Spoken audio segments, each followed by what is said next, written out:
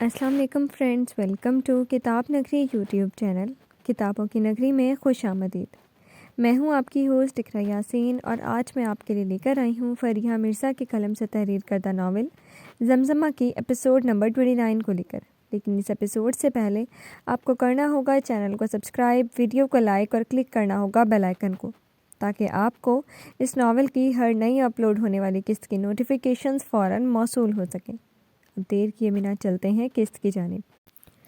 اسے اتنا بتا دینا محبت ایک دھوکہ ہے، اسے یہ بھی بتا دینا کہ دھوکہ کر گیا کوئی۔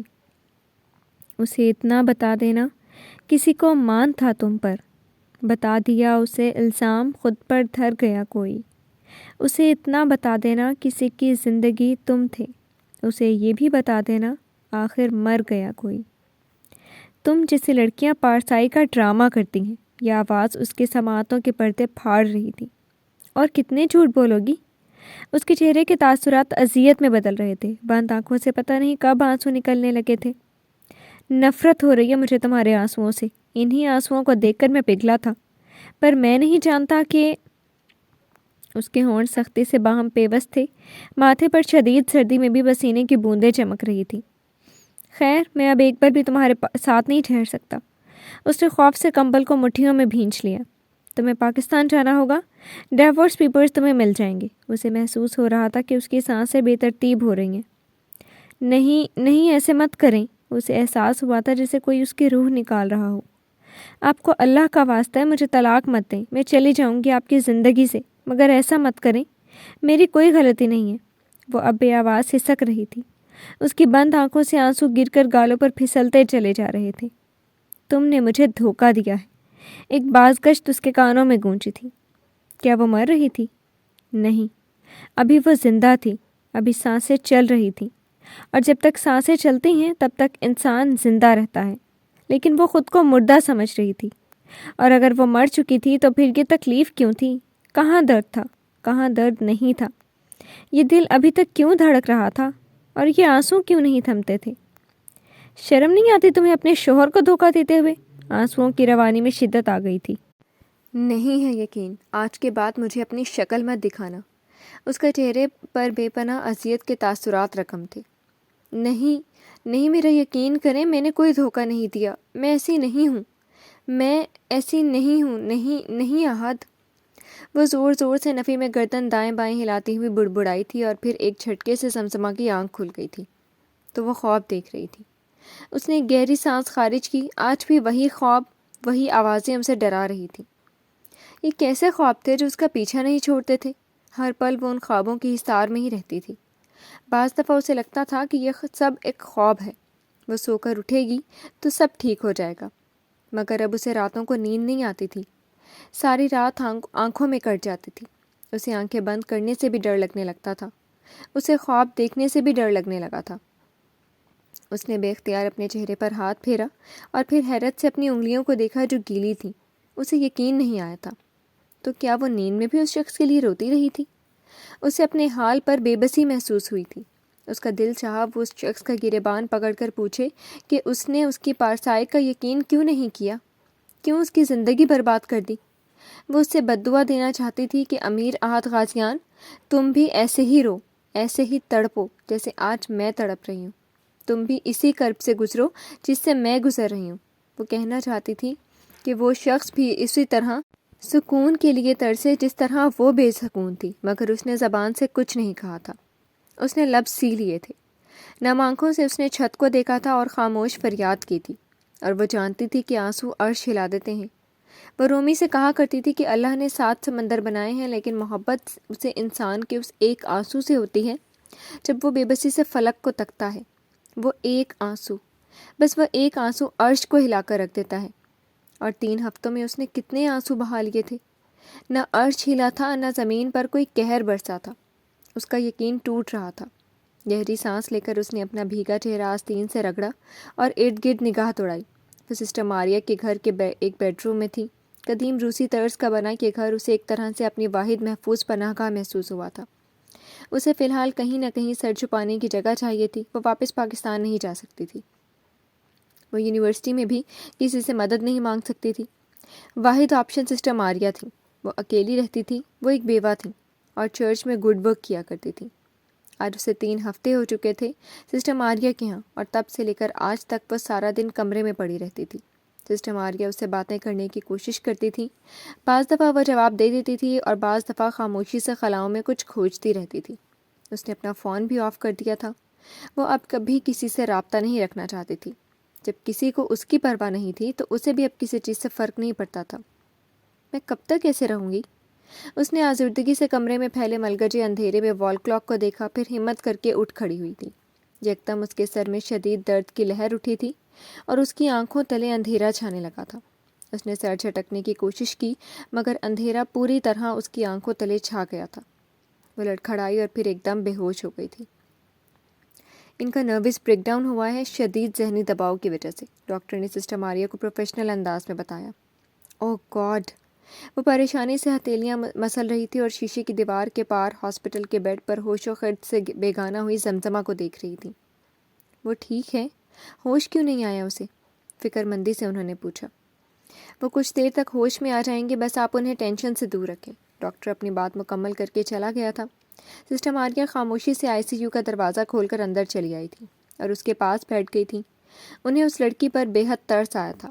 وہ غیر ملک میں تنہا ہاسپٹل کے بیڈ پر بے ہوش پڑی تھی اور اس کے شوہر یا گھر والوں کو اس کے بارے میں کچھ نہیں پتا تھا۔ وہ ان سب کی وجہ سے یہاں تک پہنچی تھی۔ سسٹر ماریہ کو ایک بار پھر اس سے ہمدردی محسوس ہوئی تھی۔ فور گاڈ سیک بورس، کچھ کرو، میرے دل کو کچھ ہو رہا ہے، لارا نے اپنے بالوں میں مضطربانہ انداز میں ہاتھ پھیرتے ہوئے کہا تھا۔ کیا ہو رہا ہے تمہارے دل کو؟ بتاؤ لارا، کیا ہوا ہے تمہارے دل کو؟ بورس نے مصنوعی پریشانی سے پوچھا۔ ایگر اور داشا نے بے اختیار امڑنے والی مسکراہٹ چھپائی تھی۔ وہ چاروں ایک کیفے میں بیٹھے ہوئے تھے اور زمزمہ کی گمشدگی ڈسکس کر رہے تھے۔ شٹ اپ بورس، لارا نے تل ملا کر کہا۔ اسے بورس کی غیر سنجیدگی اس وقت زہر لگی تھی۔ سوچو وہ کہاں جا سکتی ہے؟ ایگر نے کافی کا سپ لیتے ہوئے کہا۔ وہ پاکستان نہیں گئی۔ یہ سوال نہیں، اطلاع تھی۔ اس کا مطلب ہے وہ یہیں ہے، ماسکو میں۔ مگر سوال یہ پیدا ہوتا ہے کہ ہم اسے ڈھونڈیں گے کیسے؟ پچھلے 3 ہفتوں سے اس کا فون آف جا رہا ہے۔ وہ یونیورسٹی بھی نہیں آئی۔ داشا نے پرسوچ نظروں سے بورس کو دیکھتے ہوئے کہا۔ آئی ڈونٹ نو، وہ تو ماسکو میں سوائے جزین کے کسی کو جانتی تک نہیں ہے۔ بورس نے نفی میں گردن کو جنبش دیتے ہوئے کہا۔ جزین اور زیم کو آخر ہوا کیا ہے؟ لارا نے چہرہ دونوں ہاتھوں میں گرا لیا تھا، کوہنیاں میز پر ٹکائے اور چہرہ ہاتھوں کے پیالوں میں دبے دیے وہ بہت پریشان نظر آ رہی تھی۔ سب سے پہلے ہمیں یہ پتہ لگانا ہوگا کہ آخر ان دونوں کے درمیان ایسا کیا ہوا تھا کہ وہ یوں اچانک چلی گئی، ایگر نے سنجیدگی سے کہا۔ وہ جزین کو چھوڑ کر نہیں گئی، وہ اسے چھوڑ کر کہیں جا ہی نہیں سکتی۔ بورس نے نفی میں سر ہلاتے ہوئے بات جاری رکھی۔ جزین نے اسے نکالا ہے، جزین نے اسے جانے کو کہا ہوگا، میں ان دونوں کو جانتا ہوں اچھی طرح، بورس نے بڑے یقین سے کہا تھا۔ ویل، تم اتنے یقین سے کیسے کہہ سکتے ہو؟ داشا نے بھویں سکیڑ کر بورس کو دیکھا جو اب مسکرا رہا تھا۔ وہ مشرق کی لڑکی ہے داشا۔ یہ جو مشرقی لڑکیاں ہوتی ہیں یہ مر جاتی ہیں مگر اپنے شوہر کو نہیں چھوڑ کر جا سکتی۔ زمزمہ بھی انہی میں سے ایک ہے۔ وہ کبھی جزین کو خود نہیں چھوڑ کر جا سکتی، بورس نے سنجیدگی سے مسکراتے ہوئے جواب دیا۔ واو! لارا نے توصیفی انداز میں ہونٹوں کو گول کیا۔ تو اس کا مطلب ہے کہ ان دونوں کا کوئی جھگڑا ہوا ہے؟ جزین شارٹ ٹیمپرڈ ہے، یقیناً اس نے غصے میں اسے کچھ کہہ دیا ہوگا اور وہ گھر چھوڑ کر چلی گئی ہوگی، ایگر نے قیاس آرائی کی۔ ایگر، یہ کوئی چھوٹی بات نہیں لگ رہی۔ وہ تقریباً 1.5 سال سے یہاں رہ رہی ہے۔ تمہیں یاد ہے نا جزین اسے ہر وقت تنگ کرتا تھا، پر اس نے کبھی غصہ بھی نہیں کیا تھا۔ نہ ہی زمزمہ نے اس کی باتوں کو دل پر لیتی تھی۔ وہ بہت ٹھنڈے مزاج کی ہے، چھوٹی چھوٹی باتوں پر وہ گھر چھوڑ کر نہیں جا سکتی، داشا نے پرسوچ انداز میں کہا۔ بورس، جزین نے تمہیں کچھ نہیں بتایا؟ لارا نے سوالیہ نظروں سے بورس کو دیکھا۔ اس سے پہلے کہ وہ کوئی جواب دیتا بورس کا فون بجنے لگا تھا۔ اس نے بے دہانی سے فون پکڑا تھا مگر میر برو اسکرین پر جگمگاتا دیکھ کر وہ فوراً سیدھا ہو بیٹھا تھا۔ میر برو کی ویڈیو کال ہے، بورس نے سرگوشی میں بتایا، پھر کال کاٹ دی اور تیزی سے لیپ ٹاپ کھولا تھا۔ وہ اب شامیر کو ویڈیو کال کر رہا تھا۔ وہ چاروں ایک ساتھ چیئرز پر رکھ کر بیٹھ گئے تھے۔ سامنے لیپ ٹاپ کھلا پڑا تھا جہاں شامیر بیڈ گراؤنڈ سے ٹیک لگائے بیٹھا تھا۔ اس نے بلو ٹی شرٹ پہن رکھی تھی، دائیں بازو پر سفید پٹی بندھی ہوئی تھی اور چہرے پر ہلکے ہلکے زخموں کے مندمل ہوتے نشان تھے۔ ہائے میر برو، ان سب نے ایک کورس میں کہا۔ وہ سب شامیر کو جزین کے بھائی کے حوالے سے بہت عرصے سے جانتے تھے۔ شامیر سے ان کی بہت بار باقاعدہ ملاقات بھی ہوئی تھی۔ ہائے، شامیر جواباً دھیما سا مسکرایا۔ Are you okay handsome? Dasha نے بغور اس کے چہرے کو دیکھتے ہوئے پوچھا. I am fine now. تم کیسی ہو داشا؟ شامیر نے کمرے میں داخل ہوتی رمیسا کو ایک نظر دیکھا، پھر مسکراتے ہوئے جواب دیا. رمیسا نے ایک نظر اس کے فون پر دیکھا جہاں وہ کسی لڑکی سے بات کر رہا تھا. اس نے ہاتھ میں پکڑا سوپ کا بال سائڈ ٹیبل پر پٹکا اور ٹھا کی آواز سے دروازہ بند کر کے کمرے سے باہر چلی گئی تھی. یہ کیا تھا؟ ایگر نے اچنبھے سے پوچھا. کچھ نہیں. تم سب کیسے ہو؟ میر نے بات گھمائی. ہم ٹھیک ہیں. اور یہ ایکسیڈنٹ کیسے ہوا؟ بورس نے پوچھا. بس یار ایکسیڈنٹ تھا، ہونا تھا سو ہو گیا، شامیر نے ہلکے پھلکے انداز میں مسکراتے ہوئے جواب دیا. میر؟ حمیر قاضیان جو ابھی اس کے کمرے میں داخل ہوئے تھے اسے فون پر باتیں کرتے دیکھ کر چونکی. ہیلو انکل، بورس نے بلند آواز میں کہا. وہ اس کی آواز پر چونکے، پھر گہری سانس لے کر فون پر نظر دوڑائی. زمزمہ کہاں ہے؟ ہم نہیں جانتے انکل، اس کا اور جزین کا جھگڑا ہوا تھا اور بورس کہتے کہتے رک گیا. جزین نے اسے اس سے پہلے کہ وہ بات مکمل کرتا حمیر قاضیان نے اس کے الفاظ پکڑے. جزین نے اسے گھر سے نکال دیا. آگے بولو. واٹ؟ شامیر نے صدمے سے پہلے اپنے باپ کو دیکھا، پھر فون کی اسکرین کو. زمزمہ کا کوئی قصور نہیں ہے، یہ سب ایک مس انڈرسٹینڈنگ ہے جو اینڈریو اور لوسی کی وجہ سے کریٹ ہوئی ہے. اس دن وہ اور پھر وہ رکے بغیر سب بتاتا چلا گیا تھا. ساری بات سننے کے بعد شامیر اور حمیر قاضیان کے چہرے پر ناقابل فہم تاثرات تھے. اتنا سب کچھ ہو گیا اور مجھے کسی نے بتایا بھی نہیں، احد نے بھی نہیں بتایا، شامیر نے افسوس بھرے انداز میں کہا. اس نے 3 ہفتوں سے ہم سے بھی کانٹیکٹ نہیں کیا، وہ جیسے غائب ہو گئی ہے سرے سے ہی، بورس نے ماتھا مسلتے ہوئے مزید بتایا. ویٹ بورس، وہ ویڈیو جزین کے پاس، وہ ویڈیو کہاں سے آئی؟ انہوں نے یکدم چونکتے ہوئے پوچھا. کون سی ویڈیو؟ بورس نے حیرت سے پوچھا. کچھ کہے بغیر حمیر قاضیان نے اپنے کوٹ کی جیب سے فون نکالا اور راحت کو وائس میسج کیا. مجھے ابھی وہ ویڈیو سینڈ کرو بغیر کوئی سوال جواب کیے. 10 سیکنڈ بعد ہی وہ ویڈیو ان کے سامنے موجود تھی. انہوں نے بورس کے فون پر ویڈیو سینڈ کی. شامیر کو ایک بار پھر شوق لگا تھا، اور صرف اسے ہی نہیں بلکہ لیپ ٹاپ پر آگے کو جھکے بورس، لارا، ایگر اور داشا نے چہروں کے تاثرات بھی کچھ ایسے ہی تھے. دس از کریپ. داشا یکدم بے یقینی سے چیخ پڑی تھی. شٹ! بورس نے میز پر مکہ مارا تھا. یہ سب جھوٹ ہے، یہ ویڈیو فیک ہے. داشا نے نفی میں سر ہلایا. یہ ویڈیو اصلی ہے. ایگر کی مری مری آواز پر وہ سبھی چونکے تھے. کیا مطلب؟ حمیر قاضیان نے ناسمجھی سے پوچھا. میں نے دیکھا تھا عظیم کو اس دن اینڈریو سے کوریڈور میں بات کرتے ہوئے. یہ ویڈیو اصلی ہے، مگر یہ سب ویسا نہیں ہے جیسا نظر آ رہا ہے. اس گفتگو کا کوئی سیاق و سباق نہیں ہے. ایگر نے اپنی بات پوری کر کے ان سب کو دیکھا جن کے چہرے تنے ہوئے تھے. زمزمہ کو پھنسایا گیا ہے. یہ ویڈیو کسی نے جان بوجھ کر اس طرح بنائی ہے اور ٹائمنگ اس طرح سیٹ کی ہے کہ دیکھنے والے کو لگتا ہے کہ جو کچھ دکھایا جا رہا ہے وہ سچ ہے. لارا نے سر ہلاتے ہوئے کہا. تم سب اس ویڈیو بنانے والے کو ڈھونڈو اور احد کو سمجھانے کی کوشش کرو وہ الو کا پٹھا کس طرح اس ساری بکواس پر یقین کر کے اس معصوم لڑکی کو ڈائیورس دینے کا سوچ سکتا ہے. حمیر قاضیان کو نئے سرے سے احد پر غصہ آیا تھا. ڈونٹ وری انکل، ہم ہینڈل کر لیں گے اسے، بورس نے انہیں تسلی دی. وہ زمزمہ کو ڈائیورس دے رہے؟ شامیر نے بے یقینی سے اپنے باپ کو دیکھا اور فون بند کر دیا. وہ اس دن اسے ڈائیورس دے دیتا اگر میں اس کے منہ پر تھپڑ نہ مارتا. حمیر قاضیان شدید غصے اور برہمی میں کہتے ہوئے وہاں سے چلے گئے تھے. شامیر نے شوق سے ان کی پشت کو دیکھا تھا. سمجھتے کیا ہیں یہ خود کو؟ رمیسا نے بے حد جھنجھلاہٹ آمیز انداز میں ٹی وی پر چینل چینج کرتے ہوئے کہا تھا. مجھے اگنور کر رہے ہیں اور دوسری لڑکیوں سے باتیں کر رہے ہیں، وہ جل کر بولی تھی. چہرہ غصے کی حدت سے تپ رہا تھا. آپ کو کس بات پر زیادہ غصہ آ رہا ہے، اپنے اگنور کیے جانے پر یا اپنے شوہر کی کسی دوسری لڑکی سے باتیں کرنے پر؟ شرارت بھرے انداز میں کسی نے پیچھے سے پوچھا تھا. دونوں پر، وہ بے ساختہ بولی، پھر زبان دانتوں تلے دبائی. اس وقت وہ لاؤنج میں اکیلی بیٹھی ہوئی تھی.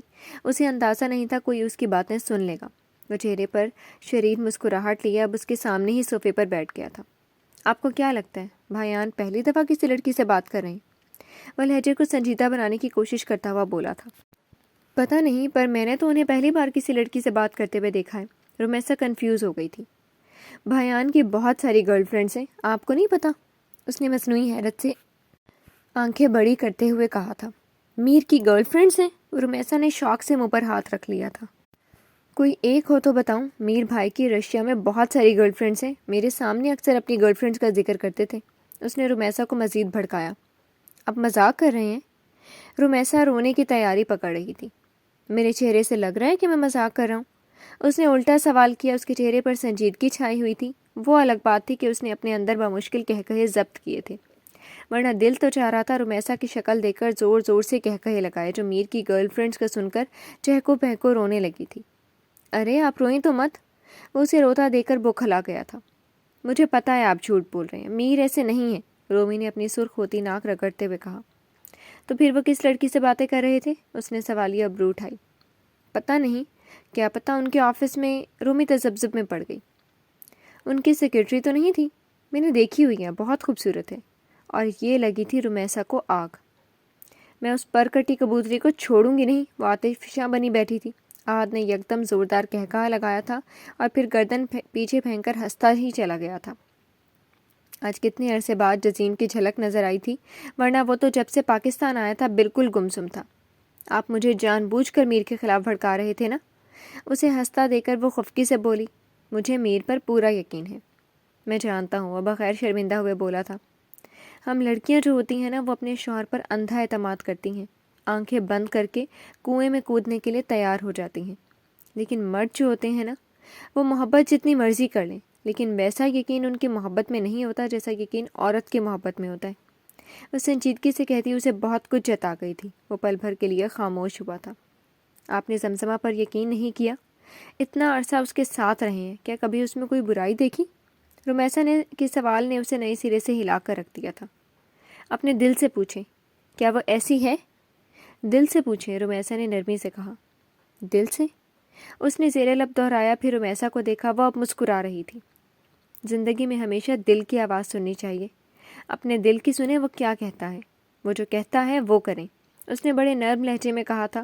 پھر اسے سوچوں میں گم دیکھ کر کھڑی ہوئی تھی اور وہاں سے چلی گئی تھی۔ وہ ایسی نہیں ہے، دل نے گواہی دی تھی۔ وہ ایسی ہی ہے، دھوکے باز، دماغ نے اکسایا۔ دل کی سنو، اف۔ اس نے سر ہاتھوں میں گرا لیا، پھر کچھ سوچ کر اٹھا اور ٹیبل سے چابیاں اٹھا کر باہر نکل گیا۔ پوش میں کھڑی گاڑی اس نے باہر نکالی تھی۔ اس کا رخ ڈاکٹر صاحب کے گھر کی جانب تھا۔ وہ ہاسپٹل سے ڈسچارج ہو چکی تھی اور ابھی واپس اپنے بیڈ روم میں آئی تھی۔ بے دلی سے اس نے تھوڑا بہت کھانا کھایا تھا، بلکہ سسٹر مارگے نے زبردستی کھلایا تھا۔ ان کے جانے کے بعد اس نے اپنا فون آن کیا تھا۔ بے شمار نوٹیفیکیشنز کی وائبریشن کی وجہ سے اس کا فون تھر تھرا اٹھا تھا۔ حمیر غازیان، رومی اور بورس کی بے شمار مسڈ کالز تھیں۔ سیلا، لارا اور داشا کے ہزاروں میسیجز اس نے پڑھے بغیر ہی سب میسیجز مٹا دیے تھے۔ پھر یکدم ہی اسے کوئی خیال آیا تھا اور اس نے ڈاکٹر عبدالسلام کو فون کیا۔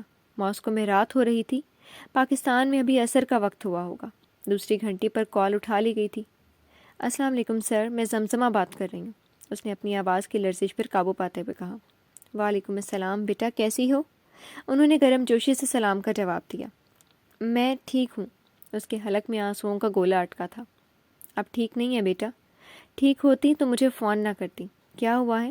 انہوں نے سب ختم ہو گیا، کچھ بھی نہیں رہا، نہ کوئی رشتہ، نہ عزت، نہ کوئی خواب، سب کچھ ختم ہو چکا ہے۔ وہ سسک پڑی تھی۔ اور انسان کے پاس آخر میں خدا کے سوا کچھ باقی نہیں بچتا، نہ آج نہ کل، کوئی نہیں ہے آپ کا، خدا کے سوا آپ کا۔ بڑے نرم لہجے میں انہوں نے کہا تھا۔ کوئی نہیں ہے میرا، خدا نے بھی مجھے چھوڑ دیا ہے۔ اس نے سسکیاں دبانے کے لیے منہ پر ہاتھ رکھ لیا تھا۔ جب ہم کسی سے محبت کرتے ہیں تو ہم چاہتے ہیں کہ وہ صرف ہمارے پاس رہے۔ اللہ کی محبت بھی ایسی ہی ہوتی ہے میرے بچے۔ اللہ جب کسی انسان سے محبت کرتا ہے تو پھر اسے ساری دنیا سے الگ کر کے اپنے قریب کر لیتا ہے۔ آج آپ اکیلی ہو گئی ہیں، کیا نہیں لوٹیں گی اللہ کی طرف؟ اس کے چہرے پر آنسو پھسلتے چلے جا رہے تھے۔ اگر اللہ کو مجھ سے محبت ہوتی تو مجھے اتنی تکلیف نہ دیتا۔ ایک اور شکوہ۔ محبت نام ہی تکلیف اور آزمائش کا ہے۔ وہ ایک بار پھر اسے لاجواب کر گئے تھے۔ آپ کہتے تھے نا خود کو تقدیر کے حوالے کر دوں، اور میں نے ایسا ہی کیا تھا، مگر مجھے کچھ نہیں ملا، سب کچھ لوٹ گیا۔ سمندر کی بے رحم موجوں نے مجھ سے سب چھین لیا ہے۔ میں اندر کہیں سمندر کی تہہ میں ڈوبتی چلی جا رہی ہوں، نہ سانس لے پا رہی ہوں، نہ موت آ رہی ہے۔ اس کی آواز میں بے حد مایوسی تھی۔ موت اپنے وقت پر آتی ہے، سمندر کی تہہ میں جا کر ڈوبنے سے نہیں۔ کاش میں سمندر کی تہہ میں ڈوب کر مر سکتی، اس نے بے حد دل گرفتگی سے کہا۔ آپ کو یقین نہیں اللہ پر؟ یہ ایک سوال تھا جہاں آ کر وہ یکدم خاموش ہو گئی تھی۔ اس کی خاموشی محسوس کر کے وہ مزید گویا ہوئے۔ میرے سامنے میرا بہت پرانا اسٹوڈنٹ بیٹھا ہے۔ آخری بار جب میں اس سے ملا تھا تو وہ 8 سال کا تھا۔ آپ کی طرح وہ بھی بہت مایوس تھا۔ اس نے بھی اپنی زندگی کی سب سے قیمتی چیز کھو دی تھی۔ وہ اتنا مایوس ہوا کہ پھر اس نے کبھی مڑ کر خدا کو نہیں پکارا تھا۔ میں اب کبھی اللہ کو نہیں پکاروں گا، اللہ سے کبھی کچھ نہیں مانگوں گا، اللہ کچھ نہیں کر سکتا۔ یہ اس کے الفاظ تھے۔ مجھے آج بھی اچھی طرح یاد ہے، اور میں نے اسے کہا تھا تم ایک دن واپس آؤ گے، اللہ سے بھاگ کر کہاں جاؤ گے؟ واپس اللہ کے پاس ہی آؤ گے۔ 2 ہفتے پہلے میری اس سے اچانک ملاقات ہوئی تھی، اور آپ یقین نہیں کریں گے وہ مسجد میں سجدے میں سر دیے رو رہا تھا، گڑ گڑا کر رو رہا تھا۔ وہ اپنے بھائی کی زندگی مانگ رہا تھا، کیونکہ وہ انسان تھا اور وہ خدا تھا۔ انسان کو لوٹ کر ہمیشہ خدا کے پاس ہی جانا ہوتا ہے۔ کب تک کوئی خدا سے دور بھاگے گا؟ بات مکمل کر کے انہوں نے گہری سانس لی۔ وہ سانس روکے ان کو سن رہی تھی۔ آج وہ میرے سامنے بیٹھا ہے اور کہہ رہا ہے کہ مجھے قسمت نے ایسا تھپڑ مارا ہے کہ میں اپنے آپ سے بھی نظریں ملانے کے قابل نہیں رہا۔ انہوں نے مزید کہا، اس کا نام کیا ہے؟ اس نے پتہ نہیں یہ سوال کیوں کیا تھا۔ اس کا نام… اس سے پہلے کہ وہ اس کا نام بتاتے، کسی کی آواز نے انہیں متوجہ کیا تھا۔ ڈاکٹر صاحب، آپ مجھے بھول گئے؟ اسے یہ آواز جانی پہچانی لگی تھی، مگر زیادہ غور نہیں کیا۔ بیٹا، میں آپ سے بعد میں بات کرتا ہوں، اپنا خیال رکھیے گا، اللہ حافظ۔ اجرت میں الوداعی کلمات کہہ کر انہوں نے فون بند کر دیا تھا۔ اس نے آئینے میں اپنا عکس دیکھا۔ اسے یقین نہیں آیا تھا یہ وہ تھی۔ مرجھایا ہوا چہرہ، زرد پڑتی رنگت، آنکھوں تلے گہرے ہلکے پڑ چکے تھے اور ہونٹوں پر پپڑیاں جمی ہوئی تھیں۔ وہ زمزمہ نہیں ہو سکتی تھی۔ اس نے سختی سے آنکھوں سے نکلتے آنسو صاف کیے تھے، پھر کرسٹل کا واز اٹھا کر دیوار پر دے مارا تھا۔ اس نے یہیں پر بس نہیں کی تھی، بلکہ پاگلوں کی طرح ایک ایک دراز چھاننے لگی تھی۔ اپنی مطلوبہ چیز نظر آتے ہی ایک کربناک مسکراہٹ نے اس کے چہرے کا احاطہ کیا۔ آج زمزمہ فیصل مر گئی۔ اس نے آئینے کے سامنے کھڑے ہو کر بے دردی سے اپنے لمبے بال کاٹ دیے تھے۔ اس کی کمر تک آتے گھنے لمبے بال اب بمشکل کندھوں تک آ رہے تھے۔ کیا ملا تمہیں اتنا رو کر؟ اس نے نفرت سے کہتے ہوئے بے دردی سے اپنے گال رگڑے تھے۔ میں خدا سے ایک آخری دعا کرتی ہوں کہ اب کبھی امیر احد غازیان میرے سامنے نہ آئے۔ جس دن وہ میرے سامنے آ گیا اس دن میرا ضبط ٹوٹ جائے گا، اور میں اب رونا نہیں چاہتی۔ اس نے ایک سرد نگاہ آئینے میں نظر آتے اپنے عکس پر ڈالی تھی۔ مجھ جیسی لڑکیاں بری ہوتی ہیں، میں بری نہیں تھی، مگر اب میں دنیا کو بری بن کر دکھاؤں گی۔ اس نے تلخ مسکراہٹ کے ساتھ سوچا تھا، پھر الماری سے کپڑے نکالے تھے۔ جینس کے ساتھ اس نے لانگ کوٹ پہنا، اسکارف گلے میں ڈالا، لیکن پھر اچانک رک گئی تھی۔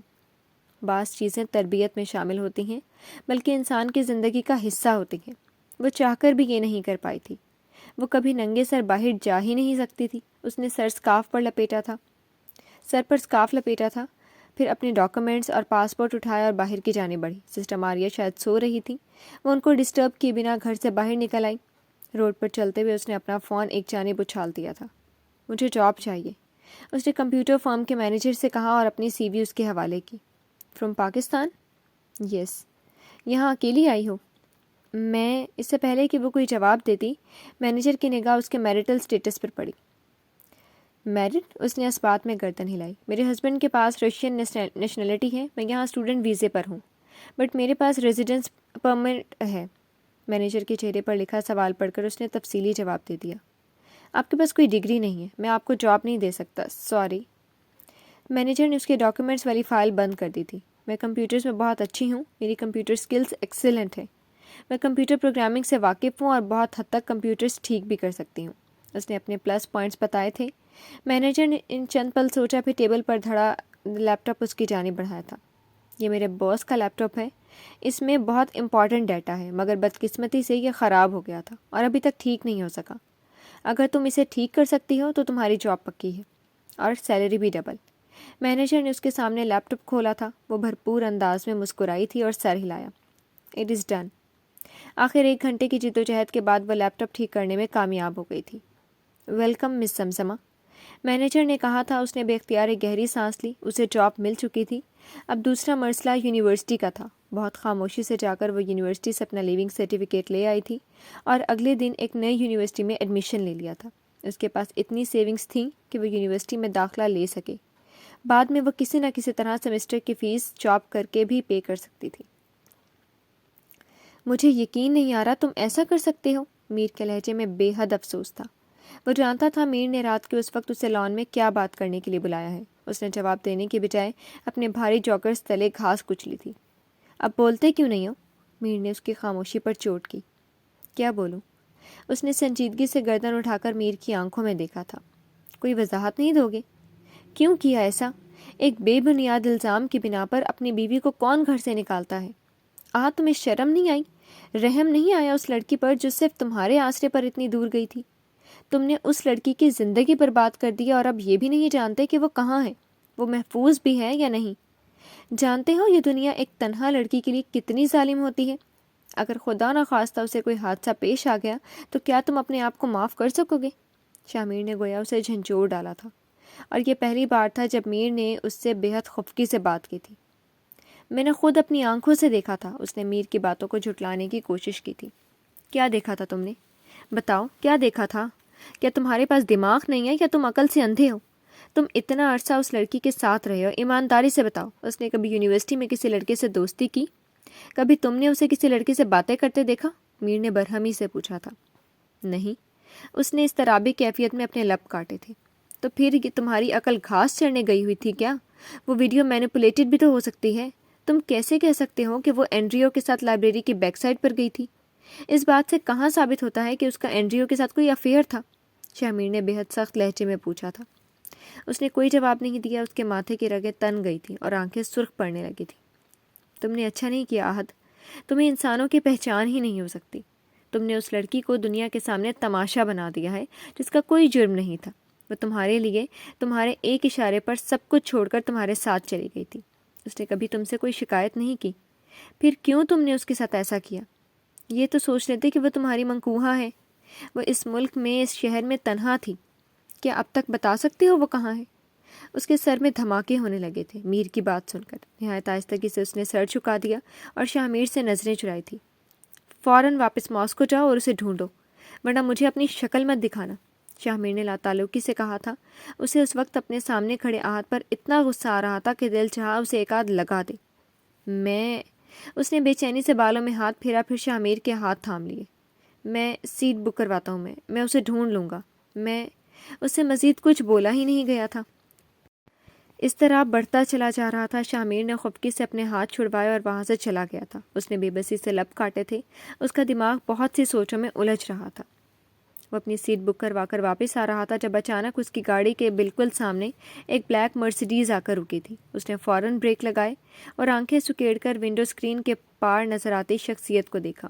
وہ ایک لمحے کے لیے چونکا تھا۔ کیا ہم کہیں چل کر بات کر سکتے ہیں مسٹر امیر احد غازیان؟ دانیال نے اس کی کھڑکی کے شیشے پر جھک کر کہا تھا۔ اس نے ایک نظر اسے دیکھا، پھر اس بات میں سر ہلا دیا۔ ریسٹورانٹ میں ایک میز کی کرسیوں پر آمنے سامنے وہ دونوں بیٹھے ہوئے تھے۔ درمیان میں لکڑی کی میز تھی جس پر بھاپ اڑاتے کافی کے کپ رکھے ہوئے تھے۔ میں بہت عرصے سے تم سے ملنا چاہ رہا تھا، مگر مجھے پتہ چلا کہ تم پاکستان میں نہیں ہو۔ دانیال نے بات شروع کی۔ مجھ سے کیوں ملنا چاہتے تھے آپ دانیال صاحب؟ اس نے ناسمجھی سے استفسار کیا۔